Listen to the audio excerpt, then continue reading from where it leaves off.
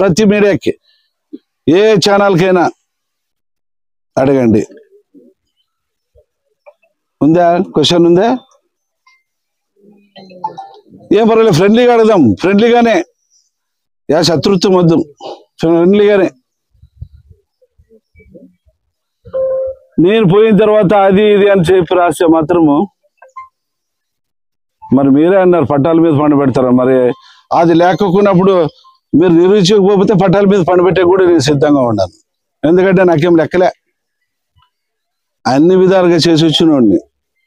రాసుకోండి, నేను తప్పు చేయను. తప్పు చేస్తే మాత్రము మీరు నన్ను మీడియా కాకుండా ఏదైనా కానీ మీరు నన్ను బహిరంగంగా మీరు చేయొచ్చు, కానీ నేను తప్పు చేయకోకుండా దాన్ని నా తమ్ముడు తప్పు చేసినాడు, ఇంకోరు తప్పు చేసినాడు అనే మాట మాత్రము వెనక నుంచి అనద్దండి.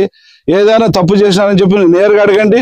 ఆ తప్పు ఏమన్నా చేసింటే నేను సరిదిద్దుకుంటా, తప్పు చేయకపోతే మాత్రం తాట తీస్తా.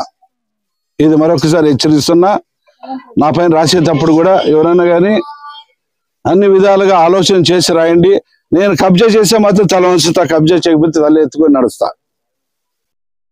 మీరు ఎవరైనా అడిగేదంటూ ఉంటే అడగండి. ఏమిది ధైర్యంగా చెప్తున్నాడు, కబ్జా చేసినాడా చేయలేదా, మరి ఎంతమందిని పట్టాల మీద పండబెట్టినారనేది న్యూస్లో వస్తుండదు.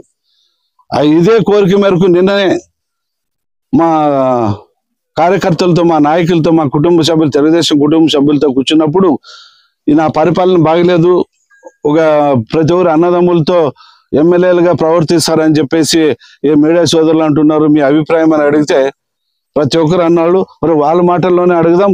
ఏమో బీజేపీ మన ఎన్డీఏ మన కూటమిలో మీరున్నారు, నా తమ్మునోళ్ళు రాజకీయం కానీ లేదంటే నా కొడుకు కానీ ఎప్పుడైనా ఏమైనా దౌర్జన్యాలు చేస్తున్నారా లేదా అనేది మన ఎన్డీఏ గవర్నమెంట్ ఉన్న సభ్యులు బీజేపీ నుంచి మా తమ్మునోళ్ళు ఉంటే మేలా, లేదంటే మా తమ్మునోళ్ళు మీరైనా ఇంట్లో పెట్టండి, ఎమ్మెల్యే మీరు కదా, మీరే మాకు ఉండండి అని చెప్తే కూడా దానికి సిద్ధంగా ఉన్నాయని చెప్పేసి మీ కోరిక మేరకు ఇప్పుడు ఇక్కడ ఉన్న తెలుగుదేశం మన కుటుంబ సభ్యులు కూడా ఇది మాట్లాడుతున్నా.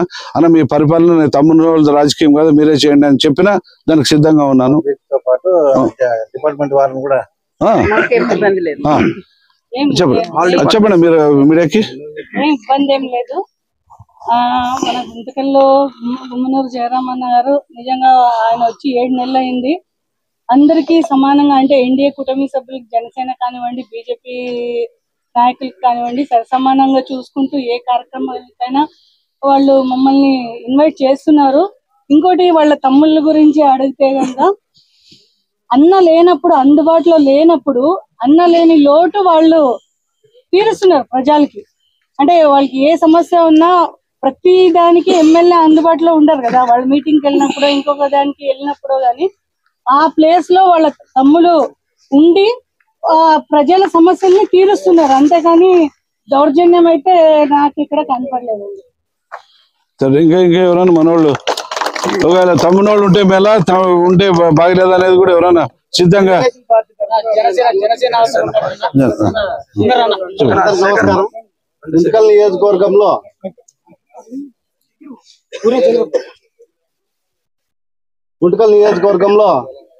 గత పోయిన ప్రభుత్వంలో ఎవరు బాగుపడినారు, ఎవరు బాగుపడినారు మీడియాకి తెలిసే ఉంటుంది. ఆ నాయకులు బాగుపడినారు కానీ పేదవాళ్ళు బాగుపడలేదు. ఇప్పుడు మాకు దేవుళ్లాగా మాకు గుమ్మనూరు జయరామన్న గారు వాళ్ళ బ్రదర్స్ వచ్చి ప్రతి ఒక్కరు పేదలు ఎక్కడున్నారో ఇక్కడ ఎంఆర్ఓ గారితో మాట్లాడటం జరిగింది.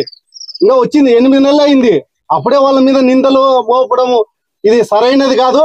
మీరు మీతో ఉంటే ఆధారం ఉంటే నిరూపించండి, మేము దానికి సై. ఎందుకంటే ఈ రోజు మేము ఒక కుటుంబ సభ్యులుగా మేము పని చేసుకుంటూ ముందుకు వెళ్తున్నాము. ఈ రోజు చెప్తున్నాను, ప్రతి ఒక్కటి ఇదే కాదు, మా నారాయణ సమ్మన్న గాని ఏదన్నా గాని ప్రతిదీ అందరి కలుపుకునే విధంగా వెళ్తున్నారు. వాళ్ళు ఎటువంటి దౌర్జన్యానికి పాల్పడలేదు. ఇది సభాముఖంగా నేను దైవ పూర్వకంగా నేను చెప్తున్నాను అని మనవి చేసుకుంటున్నాను. జై హింద్.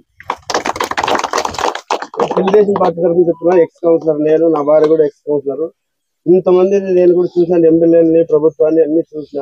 మొన్న కూడా వైఎస్ఆర్ ప్రభుత్వంలో కూడా చూసిన. నా వార్డులో చాలా మంది పేదవాళ్ళకి స్థలాలు ఇచ్చి కబ్జా మొత్తం అన్ని కబ్జా చేసి వాళ్ళు ఇంట్లో పనిచేసే వాళ్ళకి ఆఫీసర్లకి అంటే వాళ్ళ ఇంట్లో పనిచేసే వాళ్ళకి వాళ్ళ వర్కర్లకి కార్యకర్తలకి ఇచ్చుకున్నారు తప్ప మిగతా బీదలు పట్టాలు తీసుకుని నాశనం చేసి చాలా మందిని ఇచ్చేసుకున్నారు.